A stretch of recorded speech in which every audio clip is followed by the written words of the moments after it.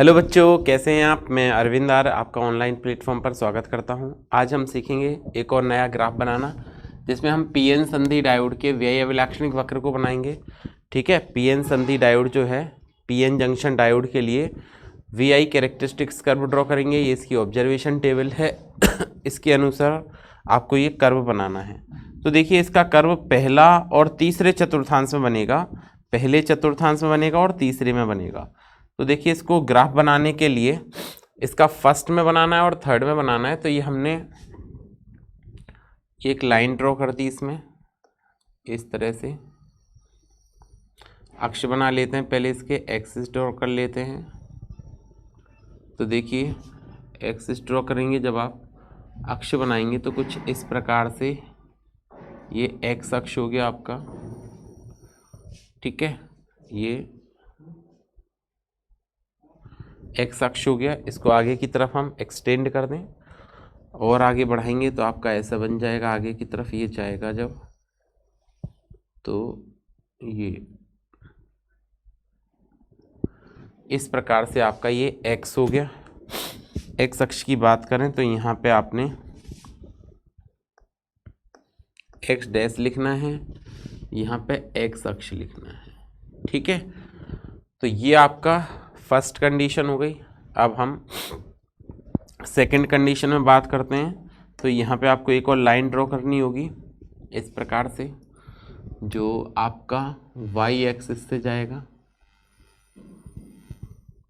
और यहाँ पे ये दोनों आपस में मूल बिंदु मिलाएंगे और ये हमने वाई एक्सिस पे ड्रॉ कर दी। ठीक है, ये आपको अक्ष एक्सिस बनानी है पहले, ऐसे एक्स और वाई। ये एक्स और वाई एक्सिस हो गई। ठीक है, वाई अक्ष की अगर हम बात करें तो ये वाई अक्ष हो गया और ये वाला वाई डैश अक्ष हो गया। लिख सकते हैं यहाँ पे एक्स अक्ष। इंग्लिश मीडियम वाले बच्चे इसको एक्स एक्सिस लिख देंगे, एक्स एक्सिस। और इधर की तरफ लिखेंगे आप एक्स डैश अक्ष, एक्स डैश अक्ष। यहाँ पे इंग्लिश मीडियम वाले एक्स डैश एक्सिस लिख देंगे इसको। फिर आपका ये वाई अक्ष हो गया, हम लिख पाएंगे इसको वाई अक्ष, और ये लिख पाएंगे हम Y dash axis, Y dash axis मतलब वाई डैश अक्ष। अब देखो, ये आपका अग्रवाई सिंह अवस्था हो गई, ये पश्चवाई सिंह अवस्था हो गई। तो आपका अग्रवाइस में इधर की तरफ बनेगा और पश्चवाइस में इधर की तरफ बनेगा। तो हम पैमाना लिख देते हैं। ठीक है, सबसे पहले आप जो काम करेंगे वो क्या लिखेंगे, पैमाना। तो हम लिखेंगे पैमाना, पैमाना। कब लिख रहे हैं, ये स्केल लिखेंगे इंग्लिश मीडियम वाले बच्चे। पैमाना अग्रवाइस की अवस्था में पीएन संधि डायोड के, पीएन संधि डायोड के, पीएन संधि डायोड के अग्रवाइस की अवस्था में, अग्रवाइस की अवस्था में, अवस्था पीएन संधि डायोड के अग्रवाइस की अवस्था में। तो अगर आप यहाँ पे पैमाना लिखते हो तो ये आपको 5-6 रीडिंग भरनी है। 1 2 3 4 5 6 आ जाएंगी पीएन संधि डायोड की अग्रवाइस की अवस्था में। ठीक है, x in forward wise condition of, English वाले क्या लिखेंगे, scale in forward wise condition of PN junction diode, in forward wise condition of PN junction diode. तो देखिए, यहाँ पे हम क्या लिख पाएंगे, इसको स्केल को क्या लिख पाएंगे, तो हम यहाँ पे लिखेंगे यहाँ पर एक्स अक्ष पर, एक्स अक्ष पर जो पैमाना लिखेंगे, एक्स अक्ष पर 1 सेंटीमीटर बराबर, एक्स अक्ष पर 1 सेंटीमीटर बराबर क्या लिखेंगे, 0.5 वोल्ट। एक्स अक्ष पर 1 सेंटीमीटर बराबर 0.5 वोल्ट। कौन सी अवस्था है, अग्रवाइस की अवस्था है। फिर वाई अक्ष पर, वाई अक्ष पर 1 सेंटीमीटर बराबर आपको कहाँ तक जाना है, तो आपको जाना है 8 मिली एम्पियर तक। इसका मतलब है आप दो का डिफरेंस ले लें तो 1 2 3 4 5 6 7 8, इसे 8 भी हो जाएगा। चलो 1 सेंटीमीटर बराबर 1 मिली एम्पियर, ये पैमाना हो गया इसका। अब आप यहाँ पे वैल्यू लिखें तो ये तो ओरिजिन हो जाएगा, ये बनेगा आपका क्या 0.5, ये बनेगा आपका क्या 1.5 का डिफरेंस लेना है ना आपको, 0.5 का 1 वोल्ट, ये हो जाएगा आपका कितना 1.5 वोल्ट, ये हो जाएगा आपका कितना 2 वोल्ट, ठीक है। ये हो जाएगा आपका कितना 2.5 और ये हो जाएगा आपका कितना 3 वोल्ट। तो हम यहाँ पे क्या लिख पाएंगे,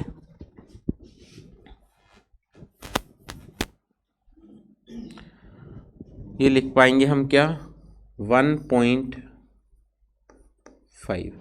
तो यहाँ पे क्या लिखेंगे अग्र वोल्टता, क्या लिखेंगे आरोपित या अग्र वाइस वोल्टता, अग्र वाइस वोल्टता,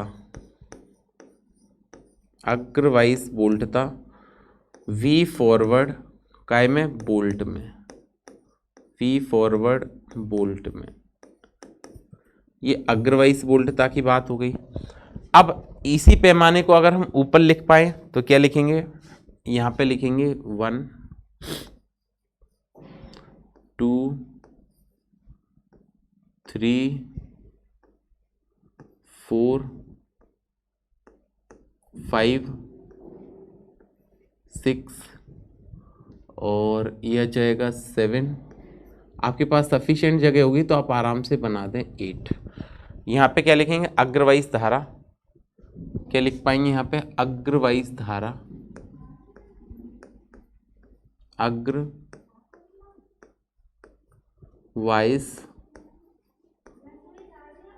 धारा I फॉरवर्ड, अग्रवाइस धारा I फॉरवर्ड किस में आएगा मिली एम्पियर में, ठीक है, ये मिली एम्पियर में चल जाएगा। तो ये फॉरवर्ड वाइज की कंडीशन हो गई। अब हमको पैमाना किसका लिखना है, रिवर्स वाइज का लिखना है, ये फॉरवर्ड वाइज का पैमाना हो गया। अब हम पैमाने की बात करते हैं रिवर्स वाइज की। तो देखें यहाँ पे हम क्या लिख पाएंगे, पैमाना पीएन संधि डायोड के पश्च वाइज की अवस्था में, आप इंग्लिश मीडियम वाले लिखेंगे forward voltage, forward current IF in milli ampere, forward voltage VF in volt, ठीक है। यहाँ पे स्केल, और यहाँ पे आप लिख पाएंगे स्केल के बाद यहाँ पे जो आपको लिखना है वो क्या लिखेंगे in forward wise condition of PN junction diode. इसमें देखें, इसमें आपको फॉरवर्ड में जाना है, कितना है रीडिंग आपकी 9 है, तो 9 पॉइंट्स चाहिए आपको, 1 2 3 4 5 6 7 8 9, यहाँ तक आ जाएगा। चलो कोई बात नहीं, 9 पॉइंट्स चाहिए। उसके बाद नीचे भी 9 पॉइंट्स चाहिए, तो 1 2 3 4 5 6 7 8 9, 1 मिनट, 1 2 3 4 5 6 7 8 9 हो जाएगा। नीचे भी हम इसको ड्रॉ कर सकते हैं। तो इसमें देखिए 98 तक जाना है तो 10 ले लेते हैं, 10 10 का डिफरेंस ले लेते हैं, और इसमें 2.5 तक जाना है तो 2.5 का, तो हम लिखेंगे यहाँ पे पैमाना, यहाँ पे आगे लिख दें यहाँ पे पैमाना,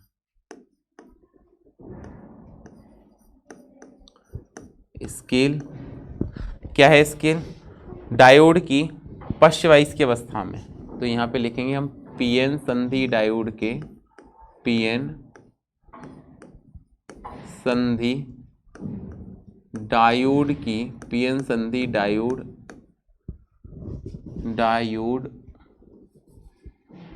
पीएन संधि डायोड के पश्च वाइज की अवस्था में, पीएन संधि डायोड के, पीएन संधि डायोड के पश्च वाइज की अवस्था में, डायोड के पश्च वाइज, पीएन संधि डायोड के पश्च वाइज की अवस्था में। तो ये हम बात कर रहे हैं पीएन संधि डायोड की कौन सी अवस्था की, पश्च वाइसिंग की अवस्था की। पश्च वाइसिंग अवस्था में ये तीसरे चतुर्थांश में बनेगा, तो हम लिखेंगे क्या एक्स डैश अक्ष पर हम लिख पाएंगे यहाँ पे क्या, एक्स डैश अक्ष पर एक मिनट, यहाँ पे क्या लिखेंगे, एक्स डैश अक्ष पर, एक्स डैश अक्ष पर 1 सेंटीमीटर बराबर, 1 सेंटीमीटर जो ले रहे हैं एक्स डैश अक्ष पर वो कितना ले रहे हैं, 2.5 वोल्ट, 2.5 वोल्ट। और यहाँ पे लिख पाएंगे वाई डैश अक्ष पर, वाई डैश अक्ष पर 1 सेंटीमीटर बराबर कितना लिख रहे हैं, 100 तक जाना है तो हम इसको लिख पाएंगे 10 माइक्रो एम्पियर, 10 माइक्रो एम्पियर। ठीक है, ये पैमाने की बात हो गई। वैल्यू लिखते हैं। वैल्यू अगर आप लिखेंगे इसको तो देखो एक्स डैश अक्ष पर तो 2.5 से चलना है, तो हमने ये लिखा, पहला पॉइंट मिला आपको 2.5, फिर क्या मिलेगा, 5 वोल्ट मिल जाएगा, फिर 2.5 के बाद 5 आ गया, फिर 7.5 आ जाएगा, फिर 10 आ जाएगा, फिर 12.5 आ जाएगा, 10 के बाद 12.5, देन 15, 12.5 के बाद 15, 17.5 आ जाएगा, 17.5, फिर 20 आ जाएगा, 22.5, ये आ जाएगा आपका 20, और एक ये पॉइंट ले लेना आप यहाँ पे, ठीक है। और इसको हम लिख पाएंगे कितना, 20 के बाद लिख पाएंगे 22.5। इस तरह से इस पे लेना है एक्सिस पे। यहाँ पे हम लिख क्या रहे हैं, पश्च बोल्टता बोल्ट में, तो इसको भी रिप्रेजेंट कर दें हम। यहाँ पे हम क्या लिख रहे हैं, पश्च बोल्टता बोल्ट में, पश्च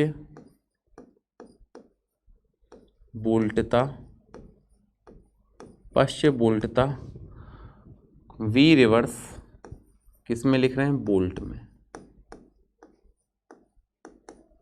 में, ठीक है। फिर आगे चर्चा करते हैं, तो आगे इधर की तरफ चलेंगे फिर से, और ये आपकी वैल्यू जो है वो 10 माइक्रो एम्पियर है, तो इसको हम 10 लिखेंगे यहाँ पे, फिर 20, 30, 40, 50, 60, 70, 80, 90 और 100। तो ये यहाँ पे क्या लिख पाएंगे हम, यहाँ पे हम लिख पाएंगे पश्च धारा, क्या लिखेंगे, पश्च धारा, पश्च धारा, ठीक है, आई रिवर्स माइक्रो एम्पियर में, ये बन जाएगा, ठीक है। ये आपका स्केल वगैरह लिख के हमने कंप्लीट कर रखा है। इसके बाद अब हमको केवल ग्राफ ड्रॉ करना है। क्या करना है, इसके बाद हमको केवल ग्राफ ड्रॉ करना है। तो स्टार्ट करते हैं ग्राफ को ड्रॉ करना। पहला पॉइंट जो मिला 0.5 पर 0, तो अग्रवाइज का बना रहे हैं। पहले 0.5 पर 0 मिल रहा है, 0.5 ये 0 है। देखो बोल्टता कितनी है, 0.5 है, बोल्टता 0.5 है आपके पास में। 0.5 पर वैल्यू क्या मिल रही है, 0, तो ये 0.5 हो गया। देखो ये 0.5 पर 0, तो 0.5 ये हो गया और 0, तो ये पहला पॉइंट यही मिल गया आपको।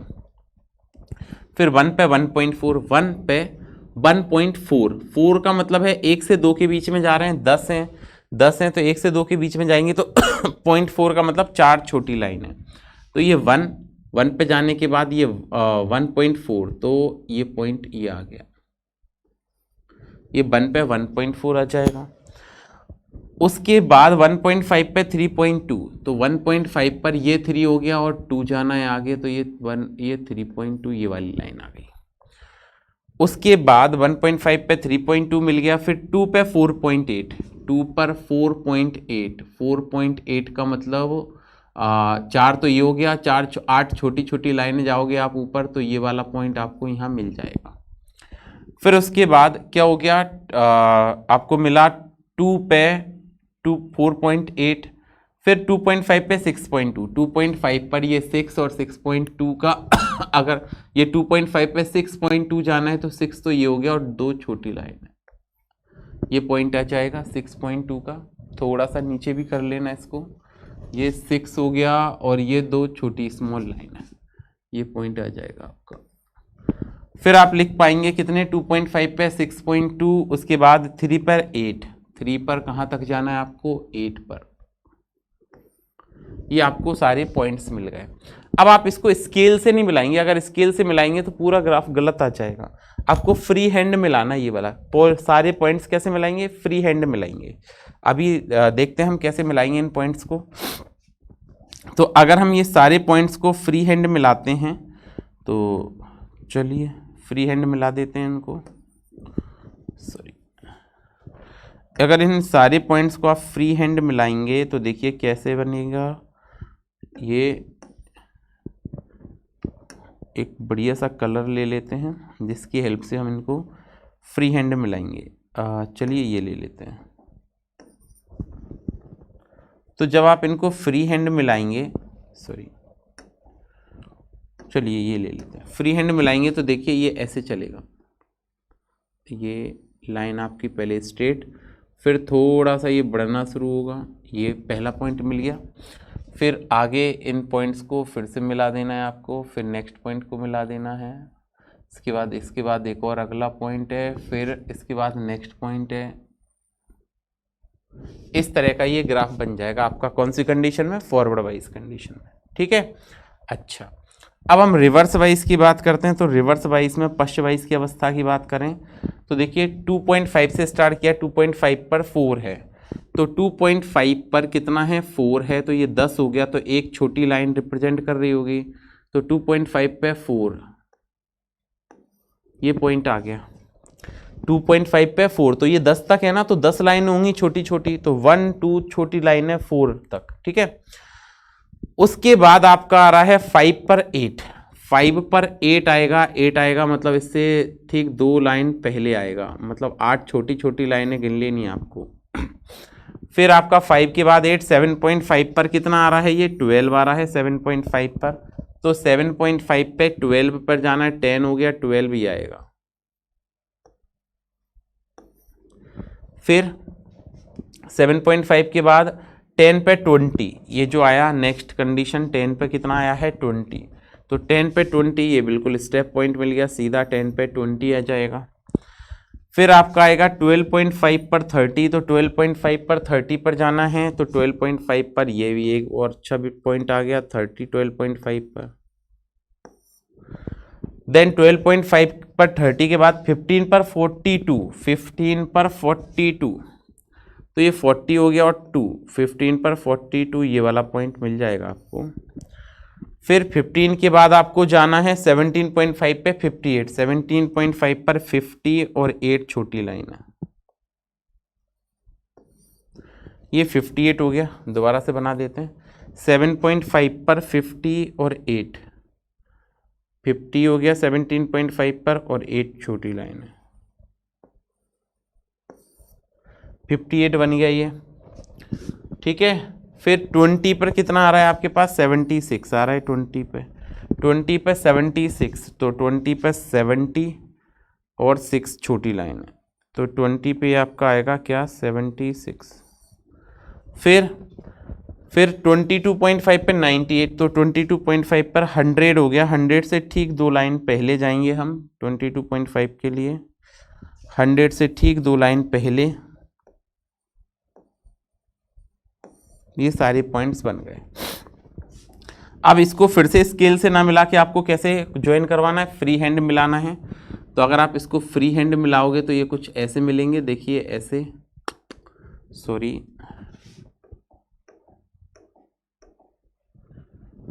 ये आपका एक पॉइंट आ गया लास्ट, ऐसे। अब आपको इसको फ्री हैंड मिलाना है, तो फ्री हैंड मिलाएंगे तो आप यहाँ से लें, इस तरह से एक पॉइंट मिल गया, फिर आप ये सेकंड पॉइंट मिला देंगे, थर्ड, देन ये वाला पॉइंट ज्वाइन हो गया, इसके बाद ये नेक्स्ट पॉइंट ज्वाइन करवाएंगे, फिर ये ज्वाइन करवाएंगे, उसके बाद ये पॉइंट ज्वाइन करवाएंगे। स्केल से नहीं मिलाना है, इस बात का ध्यान रखें, फ्री हैंड मिलाना है। ये हो गया, फिर नेक्स्ट ये वाला पॉइंट मिल गया। तो ये आपका इस तरह का ग्राफ बन जाएगा पीएन जंक्शन डायोड के फॉरवर्ड और रिवर्स वाइज कैरेक्टर में। ये पश्च वाइज होगी, ये अग्र वाइज होगा। ये क्या होगा, पश्च वाइज, और ये क्या होगा, अग्र वाइज। बात समझ गए? इस प्रकार का ग्राफ आपको ड्रॉ करना है।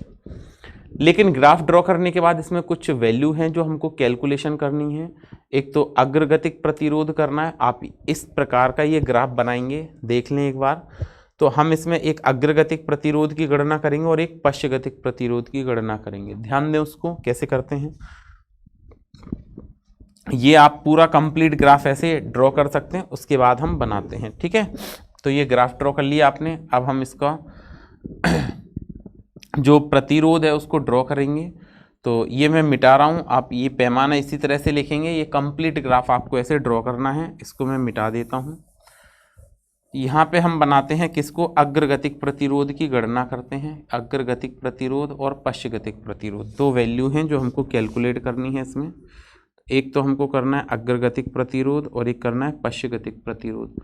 थोड़ी देर के लिए अब हमने ये नीचे लिखना है आपको, लेकिन हम यहाँ पे आपको याद रहे ऐसे लिख देते हैं कि ये हमने लिखा था। लिखना आपको इसी क्रम में है, बट थोड़ा सा ध्यान रहे। तो ये फॉरवर्ड था और ये करंट रिवर्स था, रिवर्स। ठीक है, ये था माइक्रो एम्पियर में और ये क्या था, वोल्ट में। जगह थोड़ी सी कम है तो हम यहाँ लिख देते हैं। ठीक है, अब किसकी गणना करेंगे, अग्रगतिक प्रतिरोध। अग्रगतिक प्रतिरोध, इसकी गणना करते हैं। अग्रगतिक प्रतिरोध की गणना करते हैं इसके लिए। तो देखिए अग्रगतिक प्रतिरोध क्या बनेगा इसका। तो हमने सबसे पहले अग्रगतिक प्रतिरोध लेने के लिए कोई भी दो पॉइंट्स लेने हैं। कोई भी आप दो पॉइंट्स लें इसमें से। कोई भी दो पॉइंट्स का मतलब है, एक तो हमने ये ले लिया, ठीक है, और एक ये पॉइंट्स ले लिया। आप चाहे ये दोनों नहीं लेने तो आप ये दोनों ले लें, कोई डिफरेंस नहीं पड़ आएगा। ठीक है, तो हमने लिया एक 1.4 वाला, ये 1.4 को रिप्रेजेंट कर रहा है। तो हमने ये दोनों पॉइंट्स को ज्वाइन करवा दिया इससे। सॉरी, ये एक तो ये मिल गया यहाँ पे और एक इधर की तरफ आएगा 4 में।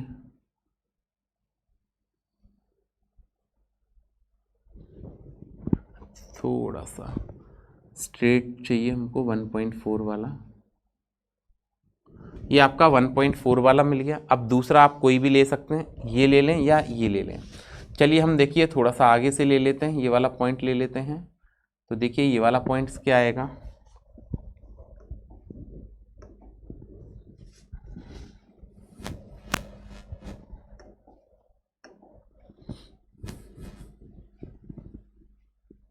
यहाँ लिख दिया V फॉरवर्ड इन बोल्ट। ये दोनों पॉइंट्स को हमने ज्वाइन कर दिया। तो एक तो ये आ जाएगा आपका नीचे की तरफ 2 और एक इधर की तरफ ज्वाइन कर देंगे। ठीक है, 2 पर आपको 4.8 ले आना है। तो ये आ जाएगा आपका 4.8। ये दोनों पॉइंट्स ज्वाइन करवा दिए। समझ पा रहे हैं बात को। पॉइंट्स को ज्वाइन करवाने के बाद ये जो पॉइंट्स है, ये अग्रगतिक प्रतिरोध में ये वोल्टेज है। ये क्या है, वोल्टेज। तो ये रिप्रेजेंट करेगा आपका क्या, डेल्टा V। और ये क्या रिप्रेजेंट करेगा आपका, सॉरी, ये आपको क्या बताएगा, तो ये बताएगा आपको क्या, डेल्टा I। ये जो लाइन है वो रिप्रेजेंट करेगी आपके लिए डेल्टा I, ये करेगा डेल्टा V। अब देखिए यहाँ पे अगर आप देख पाएंगे तो V1 1 है और V2 2 है। तो आप लिख पाएंगे यहाँ पे V1 equal to 1 volt, V2 equal to 2 volt. ये आ गया V1 V2। I1 कितना आया है आपके पास में, I1 आया है आपके पास 1.4, 1 पे 1.4। तो ये आप लिख पाएंगे 1.4 मिली एम्पियर। और I2 कितना है, I2 आप लिख पाएंगे यहाँ पे 2 पे कितना आया 4.8। तो आप लिख पाएंगे इसको 4.8 मिली एम्पियर। ठीक है, समझ आ गया। देखते हैं फॉरवर्ड रेजिस्टेंस चाहिए तो R फॉरवर्ड, अग्रगतिक प्रतिरोध चाहिए R फॉरवर्ड बराबर delta V upon delta I। तो यह जाएगा डेल्टा V को लिख पाओगे आप V2 minus V1 upon I2 minus I1। इतना समझ आ गया, बस आपको वैल्यू रखनी है। तो ये आप लिख पाएंगे R forward equal to V2 कितना है आपके पास में 2 माइनस V1 कितना है 1 डिवाइडेड बाय I2 कितना है 4.8। अब मिली में है तो बदल देंगे लास्ट में -1.4, मिली को कन्वर्ट करोगे तो 10 की पावर -3 बन जाएगा ये। ठीक है, इतनी बात क्लियर हो गई, ये समझ आ गया। अब जो कैलकुलेशन रही है उसको हम थोड़ा सा आगे बढ़ाते हैं। तो देखिए आगे कैसे सॉल्व करना है हमको। सब्ट्रैक्ट करें इसको, 2 - 1 1 आ जाएगा, ये -3 को ऊपर लिखा तो 10 की पावर बन जाएगा +3 अपॉन 4.8 में से घटाएंगे तो ये आ जाएगा आपका कितना 3.4। कितना आ गया ये 3.4। ठीक है, अच्छा इसके बाद ये 1000 है, आप चाहें तो ये दशमलव हटा दें या 10 की पावर 3 तक ही लिखें। तो ये डेसिमल हटाएंगे तो यह जाएगा ऊपर एक 10 हो जाएगा। मतलब आप जो फॉरवर्ड लिख पाएंगे इसको इधर लिख देता हूँ बाकी कैलकुलेशन में। आर फॉरवर्ड जो बनेगा वो बनेगा 100 लिख दिया, 100 10 की पावर 2 अपॉन यह जाएगा 34। कैंसिल आउट कर दें तो यह जाएगा 50 और यह जाएगा 17। 17 का आप डिवाइड लगा दें 50 में तो देखिए 17 50 आएगा ये, तो 2 बार गया 34, 6 बचा, ठीक है 16। अब पॉइंट लगा दिया 160 हो गया। तो ये जाएगा आपका लगभग 8 बार 9 बार, 9 7 63, 6 9 और 6 15। तो ये कितना बच गया 7, एक और 0 बढ़ गया, 4 टाइम्स चला जाएगा, 17 चौक 68। ठीक है, और फिर यह आ जाएगा आपका कितना 2, यहाँ पे कुछ नहीं बचा 20, 17 एक बार ही गया तो ये जाएगा 2.941। ये डिवाइड लगा के फॉरवर्ड कितना आ गया 2.941, यह आ जाएगा 10 की पावर 2। तो आप सॉल्व करोगे तो 294.1 ओम। ठीक है, ये फॉरवर्ड आ गया आपका 294.1 ओम। ठीक है, ऐसे आपको फॉरवर्ड कैलकुलेट करना है सेम तरीका। और ये आपको ग्राफ में बनाना है ये वाला पॉइंट्स, ये गणना के लिए आपको वाइट पेपर जो दिया गया था उस पर लिखनी है। अब एक चीज और रह जाती है कि अब अग्र तो निकाल दिया, इसको नोट कर लीजिए। अब हम पश्चगतिक प्रतिरोध की गणना कर देते हैं। तो हमने लिखा यहाँ पे फॉरवर्ड की जगह अब क्या लिखेंगे रिवर्स। ठीक है, ये तो फॉरवर्ड वाली बात हो गई। अब हम बात करते हैं रिवर्स की। अग्रगतिक प्रतिरोध के बाद पश्चगतिक प्रतिरोध क्या कैलकुलेट करेंगे पश्चगतिक प्रतिरोध। तो अब हम लिखेंगे पश्चगतिक प्रतिरोध,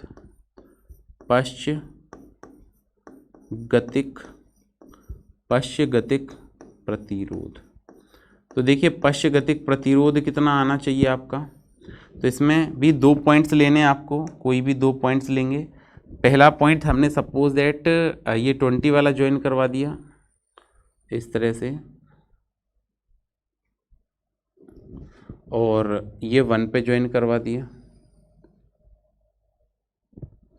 दूसरा 30 वाला ले लेते हैं या 40 वाला ले लें, कोई आप ये 30 वाला ले लेते हैं, थोड़ी कैलकुलेशन इजी हो जाएगी।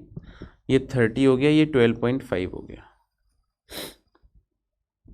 ठीक है, अगर आप इसको लिखते हैं तो देखिए ये आपका रिप्रेजेंट क्या कर रहा है, ये बनाएगा आपका, इधर पे तो हमने करंट लिया हुआ है तो ये बनाएगा आपका क्या, करंट लिया है तो ये बनाएगा आपका क्या डेल्टा आई, और ये बनाएगा आपका क्या डेल्टा वी।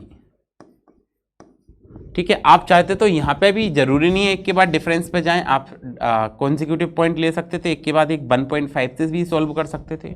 थोड़ा वेरिएशन आता क्योंकि धीरे धीरे जब डायोड बढ़ेगा तो रेजिस्टेंस भी इंक्रीज होगा। ठीक है, चेंज होगा। फिर देखो पश्चगतिक प्रतिरोध की बात करें तो हम लिख पाएंगे यहाँ पे V1 आपके पास कितना है 1 है, सॉरी 10 है, 10 वोल्ट है। V2 आपके पास कितना आएगा, V2 आएगा 12.5 वोल्ट। अब I1 की बात कर लेते हैं। तो I1 आपने कौन सा वाला पॉइंट लिया, पहला पॉइंट ये लिया है I1 का। तो I1 आएगा आपका यहाँ से कितना 20 माइक्रो एम्पियर, और I2 आएगा जो वो कितना आएगा 30 माइक्रो एम्पियर। अब आर रिवर्स की बात कर लेते हैं, तो आर रिवर्स आएगा आपका क्या, delta we upon delta I. Delta we आएगा V2 माइनस V1 और डेल्टा आई आएगा I2 माइनस I1। वैल्यू रखते हैं आर रिवर्स की। V2 कितना है 12.5 है, माइनस V1 कितना है 10 अपॉन I2 कितना है 30 है, I1 कितना है 20। माइक्रो में है तो इसको बाद में सॉल्व करके 10 की पावर -6 लिख देंगे।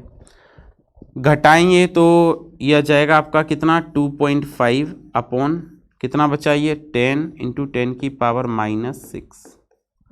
ठीक है, तो फाइनली यह जाएगा 10 का डिवाइड लगा के 0.25 और -6 को ऊपर लिखेंगे तो 10 की पावर +6 आ जाएगा, मतलब 0.25 मेगा ओम।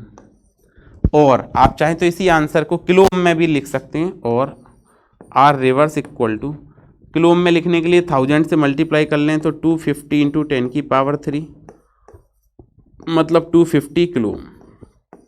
ये भी आंसर आपका करेक्ट है। तो इस तरह से इसकी कैलकुलेशन करनी है अग्र और गतिक प्रतिरोध की। ठीक है, ये ग्राफ बहुत इंपॉर्टेंट है, अच्छे से समझ लें क्योंकि प्रैक्टिकल में आपको बनाने को आ सकता है। फिर मिलते हैं नेक्स्ट क्लास में। Thank you.